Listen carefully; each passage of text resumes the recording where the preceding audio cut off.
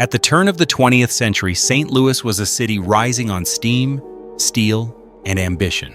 Factories roared beside the Mississippi River, streetcars clattered across new boulevards, and fortunes were forged in every corner of America's booming heartland. This was an age hungry for innovation, and even hungrier for men bold enough to shape it. And in this era of expanding skylines and expanding egos, the Lemp family found their place at the center of prosperity. Beer was no longer a humble craft. It was an empire, and few names commanded more power than Lemp. Their brewery stretched across city blocks, a labyrinth of tunnels and machinery that turned grain, water, and ingenuity into liquid gold. At a time when America craved recreation and refinement, their product became both a symbol of leisure and a measure of success. With every barrel shipped, the Lemps climbed another rung of the social ladder, joining the city's elite: industrialists, politicians, and those who believed their wealth made them untouchable. From this rapid ascent came a desire to build something lasting, something that would stand as proof of their triumph. And so Lemp Mansion rose, an opulent residence adorned with carved wood, imported marble, and the quiet confidence of old money. It was more than a home. It was a declaration of power, a fortress of comfort, overlooking a city constantly reinventing itself. Yet behind its velvet curtains and polished floors, the stage was being set for a tragedy no architect could have predicted. For while the outside world celebrated the Lemps as visionaries of American industry, the pressures of legacy, expectation, and family secrets tightened around them like unseen hands. In a city that promised greatness, the Lemps seemed destined to shine. But prosperity has a way of hiding the cracks beneath its surface. And within these walls, so proud, so carefully crafted, the first shadows had already begun to stir. Chapter 1. A dynasty built on foam and fortune. At the dawn of the 19th century, as St. Louis grew from a modest river town into a bustling hub of commerce, one family quietly began to shape its destiny. The Lemps, of German heritage, arrived in America carrying nothing but determination, tradition, and the knowledge of brewing that had been passed down through generations. For them, beer was more than a drink. It was a craft, a symbol of cultural identity, and ultimately, a vehicle for ambition. William J. Lemp, the patriarch, recognized early that in this new world, opportunity favored those willing to take calculated risks. In 1840, he founded what would become the Lemp Brewery, a modest operation at first, tucked along the banks of the Mississippi. The industry was competitive, yet Lemp's vision was unmistakable. He did not aim merely to produce beer. He aimed to build an empire.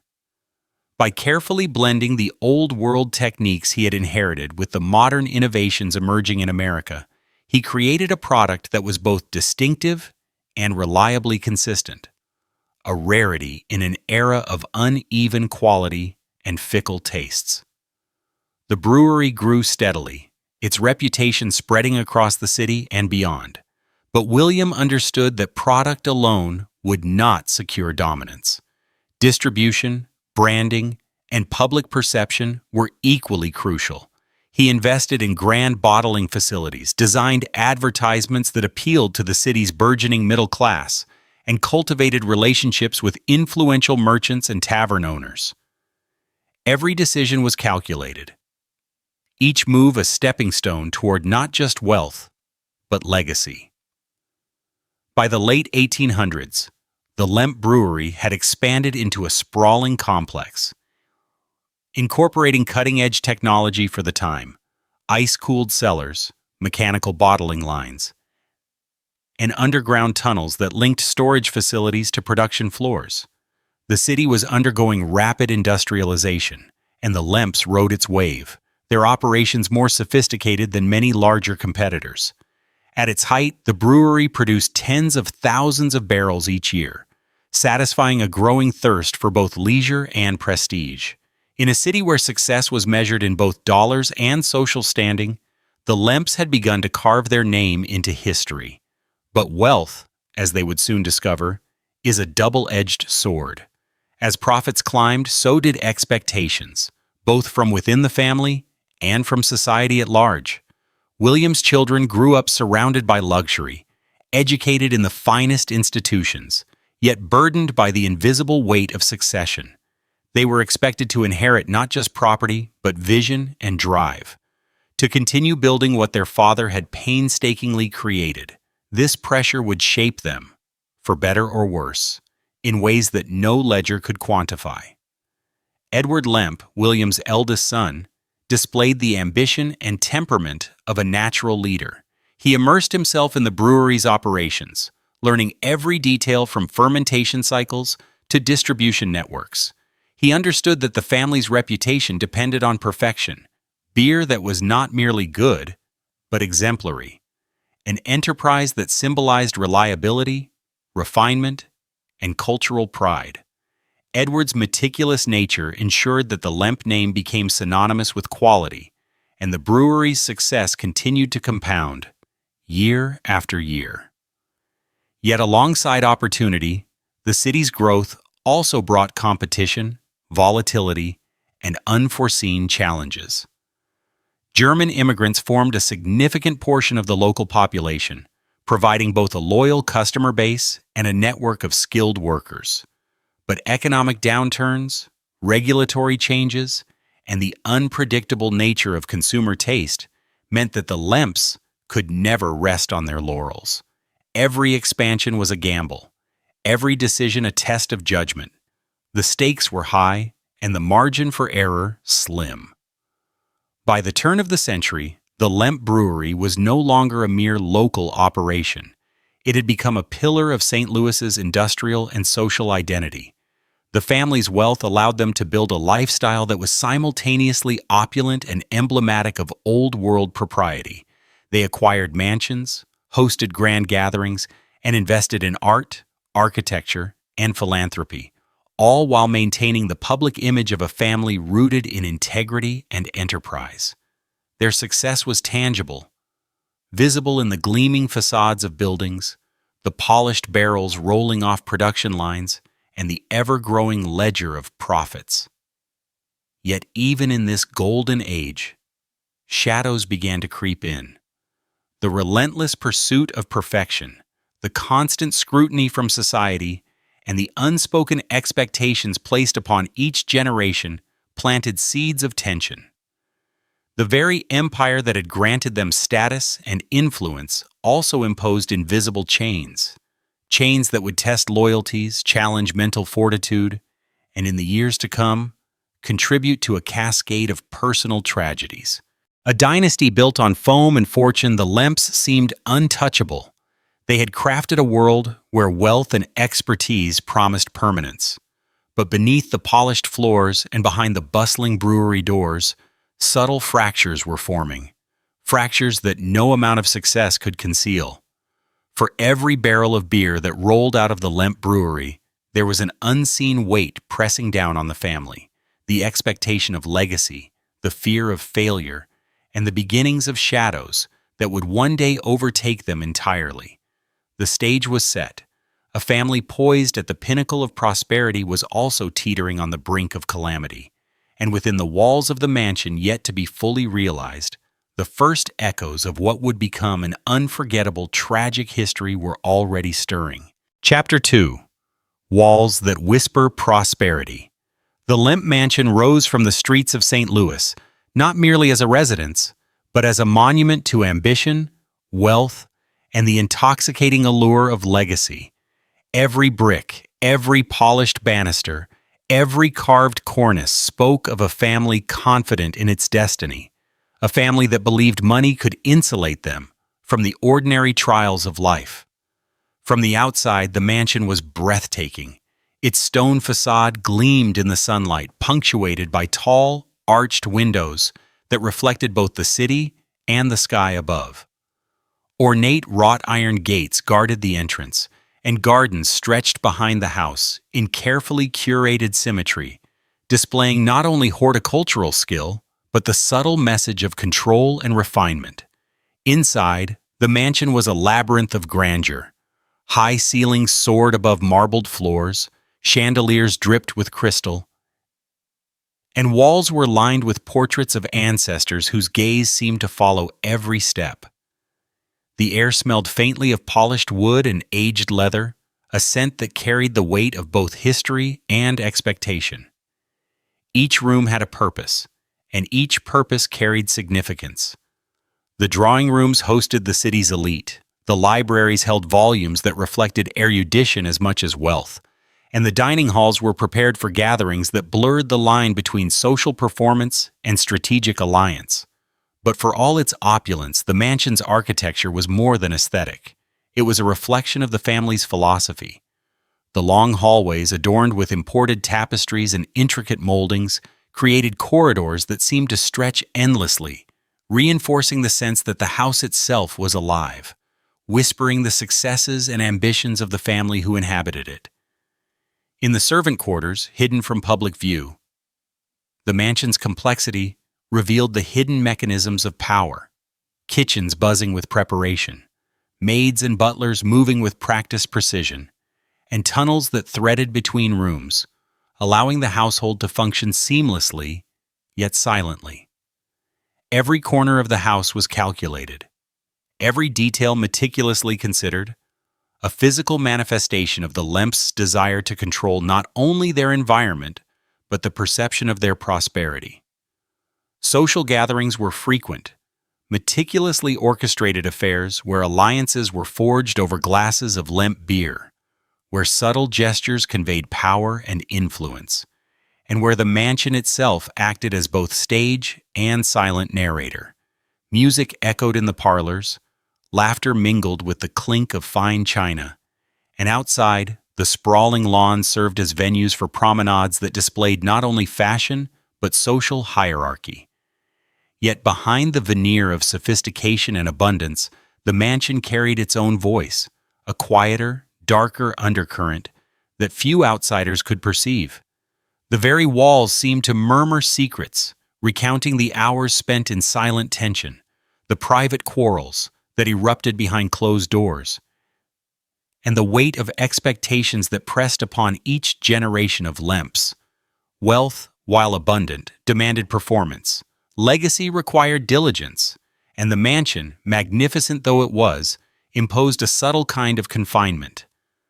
Windows framed the city, yet shielded its occupants from it, offering the illusion of openness while enclosing them in a gilded cage of their own making. Even the furniture, heavy with craftsmanship and history, seemed to impose discipline, reminding the family that every gesture, every interaction, was part of a larger narrative being written both for them and by them.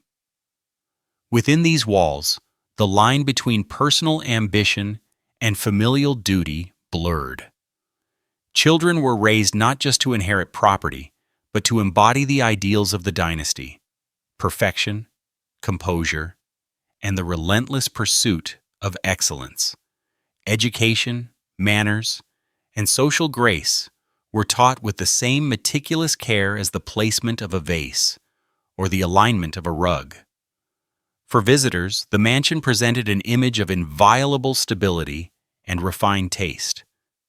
For residents, it was a constant reminder of the stakes, a space that demanded both reverence and vigilance. And yet, as the sun shifted across the skyline, shadows crept along the marble floors and behind the grand columns, hinting at what would later become more apparent. No matter how carefully walls are constructed or how meticulously rooms are curated, they cannot silence the undercurrents of tension, the stirrings of discontent, or the quiet despair that wealth, privilege, and expectation can breed. The mansion was a living paradox. Its walls whispered prosperity while concealing unease, a sanctuary of accomplishment, and simultaneously a crucible for the trials that would come. It was in this magnificent edifice, both sanctuary and cage, that the Lemp family experienced the dizzying heights of social prominence, the intoxicating confidence of absolute success, and the first subtle intimations of the tragedies that would one day echo through its halls. For all its grandeur, the mansion was more than a home. It was a mirror of the family's ambitions, a silent witness to their triumphs, and an unwitting herald of the shadows that would eventually consume the dynasty they had so carefully constructed. Chapter 3. Fractures beneath the marble.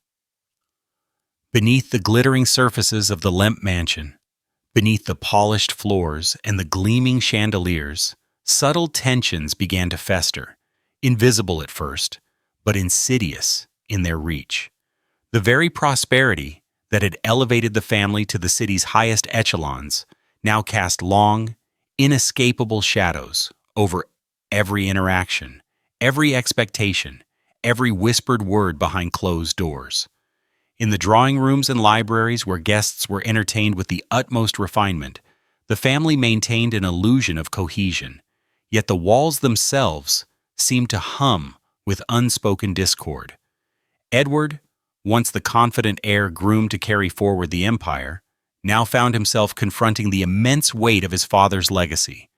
The brewery's success, which had once been a source of pride, became a source of constant scrutiny. Each decision, each misstep, magnified under the invisible lens of expectation. The relentless pursuit of perfection extended beyond business into every facet of domestic life. Dinners were formal, measured, and calculated. Children were disciplined not merely for propriety, but to instill a sense of responsibility so heavy it bordered on oppression. The mansion's corridors, once echoing with the laughter of social gatherings, began to reverberate with the quiet tension of suppressed frustration. Siblings raised in opulence but deprived of the normalcy afforded to those outside the elite navigated a complex web of familial duty, jealousy, and rivalry. The youngest, often overlooked in public settings, grew increasingly withdrawn, haunted by the perception that their worth was measured only against the successes or failures of their elder brothers. Marital alliances, carefully considered as part of the family's social strategy, introduced additional pressures. Partnerships that might have been forged in love were instead bound by social expectation and financial calculus, turning intimate relationships into another arena of scrutiny. Even the servants, who moved silently and efficiently through the mansion's maze of hallways, could sense the quiet unease. They noticed the sharpness of words that cut deeper than intended, the lingering glances charged with unspoken accusation, and the nights when the house, outwardly calm, throbbed with the subtle tension of simmering conflict. Financial pressures, too, began to show their effects.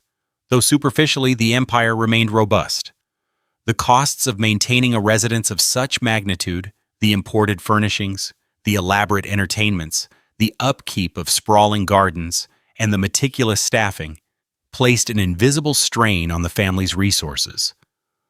While outward appearances suggested uninterrupted success, the ledger books hinted at the stress beneath, the effort required to sustain an image of flawless opulence. As these pressures compounded, cracks in relationships became more pronounced.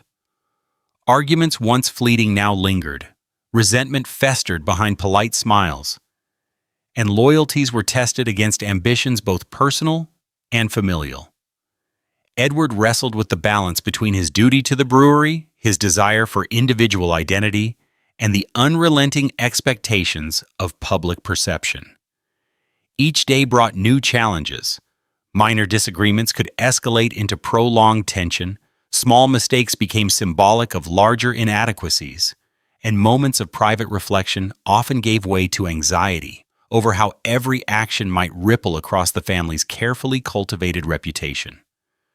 The mansion, magnificent though it was, acted as both stage and trap. Its walls reflected light beautifully, yet trapped sound, creating spaces where conversations carried unintended weight, and where the echoes of dissent seemed to grow louder than the original words.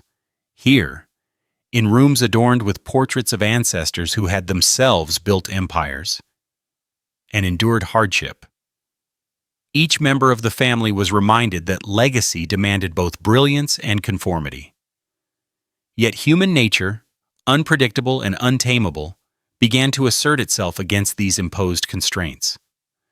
Edward's brothers, each with their own talents, insecurities, and desires, began to chafe under the weight of expectation. Rivalries, once muted by courtesy and shared purpose, began to surface in subtle ways. A sharp remark in passing, an impatient glance during family meals, or the careful withholding of approval for achievements. Even minor disagreements over business strategy or social conduct took on disproportionate significance, magnified by the mansion's enclosed grandeur and the family's heightened sensitivity to reputation. Outside influences further complicated the fragile equilibrium. Friends, distant relatives, and business associates, each with their own agendas, introduced pressures and comparisons that the family could neither ignore nor fully control. Marital unions were scrutinized not merely for compatibility, but for strategic advantage, and children, observing these calculated interactions, internalized the belief that affection and attention were conditional, contingent upon performance and success. Over time, these compounding stresses began to manifest in more serious ways. Insomnia plagued some, irritability and secrecy grew in others, and an underlying anxiety became a constant companion to daily life. The mansion, once a symbol of triumph, now bore witness to the subtle erosion of familial cohesion, its grand halls echoing not with celebration, but with the quiet tremors of mounting tension. Even the physical structure seemed complicit in this transformation. Long corridors that had once inspired awe now accentuated isolation. Shadowed corners became spaces where doubts and fears whispered unchecked.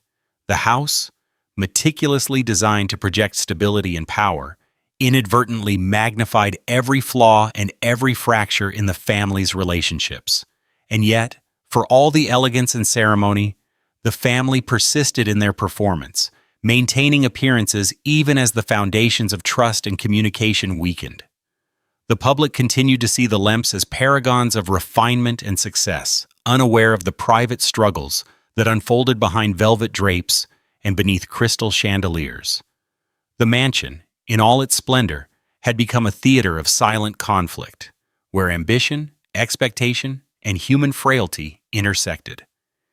Each day brought new challenges, and each night left lingering reminders of the pressures that would soon demand more than composure or wealth could provide.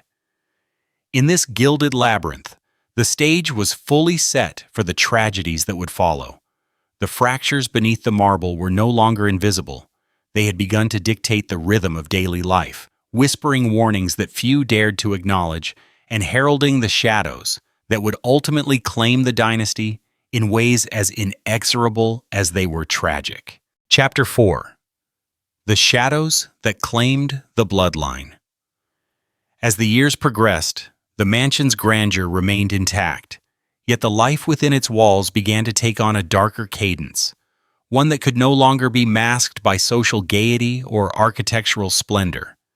The family that had once been celebrated for its industriousness and refinement became increasingly haunted, not by outsiders, but by the silent, relentless weight of expectation, loss, and unresolved sorrow. Edward, whose meticulous devotion had sustained the brewery and upheld the family's public image, began to feel the first pangs of despair, subtle at first, then more insistent, gnawing at both mind and spirit. Behind the curtains of wealth, the pressures of maintaining perfection, of preserving a dynasty built on foam and fortune, became unbearable. The walls that had once whispered prosperity now echoed with the tremors of fear, anxiety, and unspoken dread. William Jr., Edward's younger brother, seemed especially vulnerable to the mansion's suffocating atmosphere. Groomed from birth to succeed, educated in elite institutions, and constantly measured against the achievements of his father and elder siblings, he found the weight of expectation crushing. Small failures, imagined or real, loomed like specters in the ornate halls. Where once the Lemp family had taken pride in their accomplishments, now each day was a negotiation with invisible adversaries, self-doubt, shame, and the ever-present judgment of history. The mansion, magnificent and eternal seeming, provided no escape. Even the finest rooms, the softest rugs, the grandest staircases, felt like instruments of entrapment. Each corridor, each shadowed corner seemed to conspire against the family, reflecting not just their physical presence but their psychological confinement. Private quarrels escalated, often leaving no trace for outsiders, yet leaving indelible marks upon those who lived within the walls. Edward and William Jr., once united by blood and purpose, began to drift apart, their bond strained by the suffocating burden of inheritance and responsibility. Arguments that would have seemed trivial in a normal household became monumental, magnified by years of accumulation, of pride and fear interwoven into every decision. Charles, another sibling, exhibited a quieter but no less dangerous form of distress. Withdrawn and sensitive, he spent long hours wandering the mansion's shadowed halls, pondering the family's legacy and his place within it. The weight of expectation, coupled with personal melancholy, rendered him increasingly isolated. He was acutely aware of the scrutiny that followed every action and misstep, acutely aware that the mansion itself, a symbol of their glory, had become a prison of judgment. The pattern of despair became a cascade, a domino effect. One tragedy seemed to precipitate another, though the public remained blissfully unaware. Edward, for all his meticulous attention to duty, began to falter under the pressures of legacy. Private correspondence and diaries, later discovered long after the mansion had fallen silent, revealed the depth of anguish, the sleepless nights, and the suffocating sense of inevitability that pervaded each day.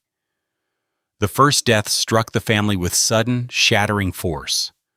William Jr. succumbed to a despair that words could not capture, leaving behind a void that reverberated through the mansion's halls. Charles followed, the circumstances surrounding his demise marked by both confusion and sorrow, the result of a mind worn down by isolation, expectation, and perhaps the invisible weight of familial history. Edward, despite his public composure and apparent stability, was not immune. The pressures that had once sharpened his intellect and bolstered his authority became the same forces that eroded his spirit. The mansion, which had stood as a testament to ingenuity, wealth, and vision, now seemed to pulse with grief. Each room, each hallway, bore witness to the cascade of losses, the way ambition and perfection had collided with human vulnerability, and the inevitable cost of trying to preserve a dynasty at all costs. Friends and associates, who had once admired the Lemps for their acumen and refinement, began to notice subtle changes: the absence of laughter, the hollow gaze behind polite smiles, the shadows in eyes that once sparkled with confidence. The city outside continued its pulse of commerce and social intrigue, oblivious to the private catastrophes unfolding behind wrought iron gates and velvet drapes. Yet for the Lemp family, the mansion had become a mausoleum of memory, a repository for grief, where each echo and whisper served as a reminder of mortality and fragility. Attempts to seek solace were often futile. Even celebrations, lavish and carefully orchestrated, could not dispel the growing sense of doom. The spaces designed for entertainment and diplomacy instead amplified the weight of absence, highlighting the gaps left by brothers who were gone, by a legacy now tinged with sorrow. The once celebrated dynastic ambition, which had propelled the family to prominence, became inseparable from tragedy. The mansion, with all its splendor and control, could not prevent the collapse of the family from within. Shadows grew longer with each passing day, creeping along the marble floors, pooling in corners, and filling rooms with the unspoken dread of what was to come. By the time the public became aware of any misfortune, the damage had long since been done. The line between life and legacy, between triumph and despair, had blurred irreversibly. The Lemp family, whose name had been synonymous with excellence, industry, and sophistication, was now irrevocably intertwined with loss, mental anguish, and death. And so the mansion stood both witness and participant, a silent observer of ambition consumed by its own shadows, a repository of grief that would define the family's history for generations. Each tragedy, each departure from life's fragile thread, carried with it the weight of expectation unmet, of dreams deferred, and of a dynasty whose brightest lights had been snuffed out by forces as intangible as fear, as inexorable as legacy itself. The shadows claimed the bloodline not in a single moment, but gradually, relentlessly, ensuring that every echo in the grand halls carried the memory of what had been lost and the ominous knowledge of what remained. Chapter 5. A Mansion Left to the Silence. In the years that followed, the Lemp Mansion remained standing, its stone walls weathered by time but unyielding, a silent sentinel over the echoes of a family once celebrated, now broken. The grandeur of its architecture, once a testament to ambition and refinement, had taken on a different quality, a ghostly resonance that whispered of lives cut short and promises unfulfilled. The city outside evolved, commerce surged, neighborhoods transformed, yet the mansion remained frozen, caught between its glorious past and the inexorable weight of loss that had settled upon it. Within its halls, the absence of laughter, debate, and music was palpable. Rooms designed for elaborate dinners now sat empty. Parlors, once vibrant with conversation and social maneuvering, were draped in silence. The air, heavy with the scent of polished wood and dust, seemed almost to mourn, carrying memories of footsteps that would never return. Every piece of furniture, every framed portrait, every meticulously placed rug served as a marker of both human ingenuity and human fragility.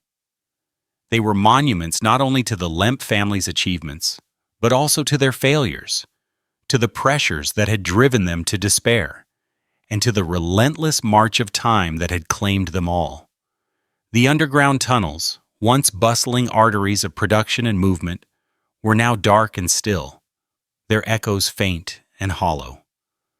They served as a poignant reminder of the empire that had once thrived beneath the mansion's surface, an empire built on beer, ambition, and the promise of legacy, now left to decay alongside the physical remnants of the household.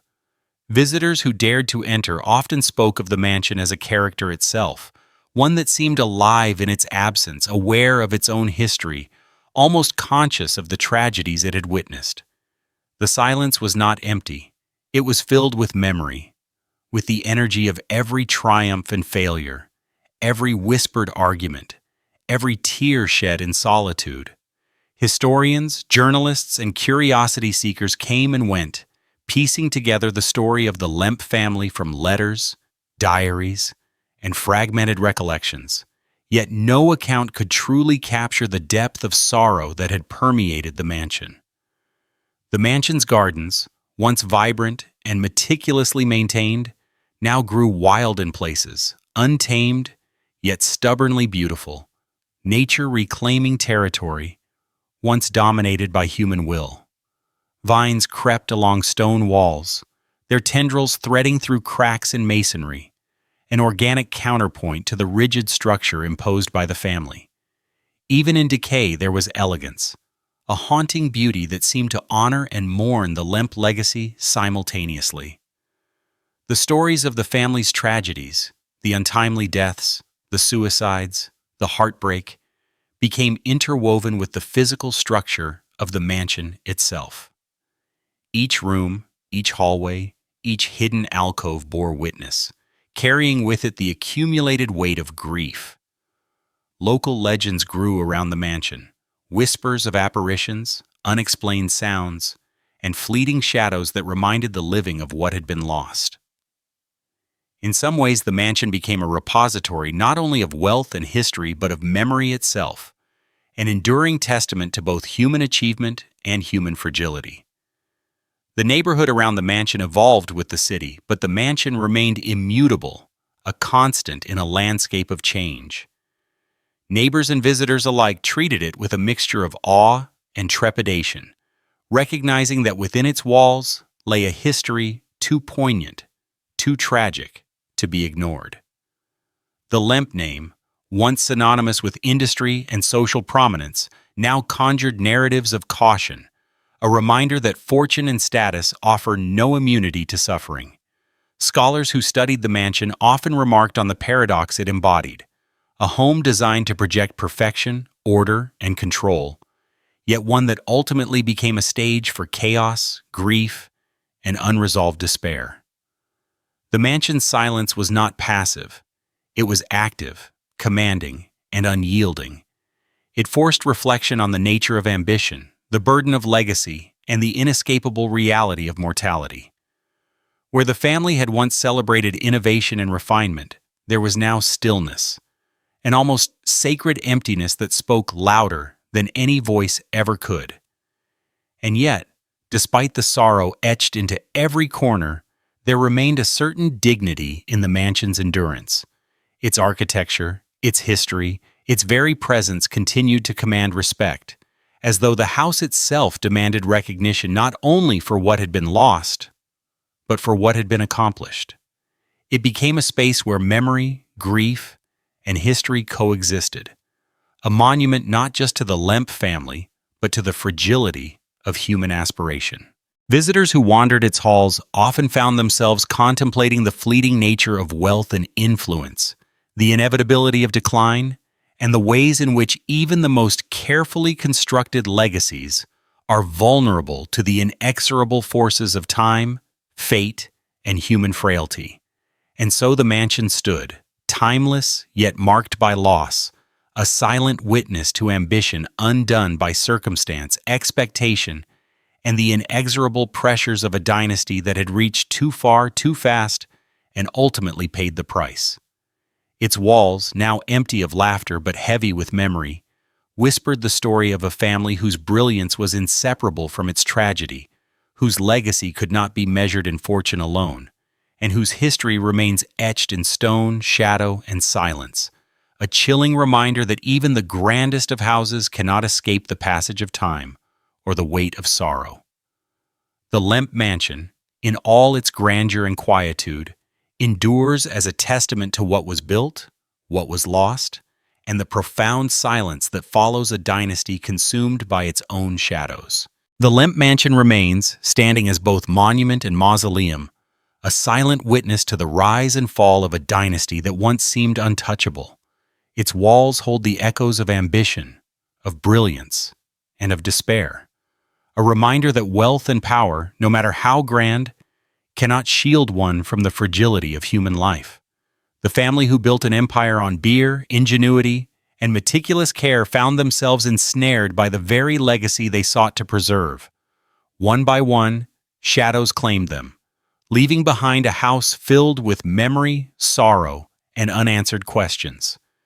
Visitors who wander its halls today confront more than architecture. They confront the haunting reality of a family undone by expectation, perfection, and the relentless passage of time. The mansion, magnificent yet forlorn, whispers the timeless lesson that fortune is fleeting, that legacy carries both glory and burden, and that even the most resplendent homes cannot escape the inevitability of decay and loss. In its silence, the Lemp Mansion teaches that ambition alone cannot conquer mortality, that human hearts are vulnerable to both circumstance and inheritance, and that the brightest dynasties can collapse under the weight of shadows lurking within their own walls. This house, frozen in time yet alive with memory, endures as a testament to what was achieved, what was lost, and what can never be reclaimed. A chilling, yet hauntingly beautiful chronicle of a family destroyed not by the world outside, but by the unseen pressures and tragedies within.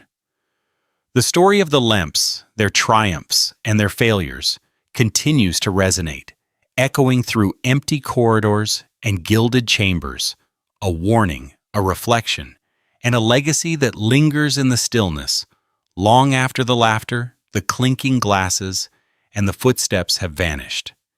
It is here, in this silence, that history speaks loudest, reminding us that prosperity can mask sorrow, wealth can conceal despair, and even dynasties built on fortune are never immune to the shadows that time inevitably casts.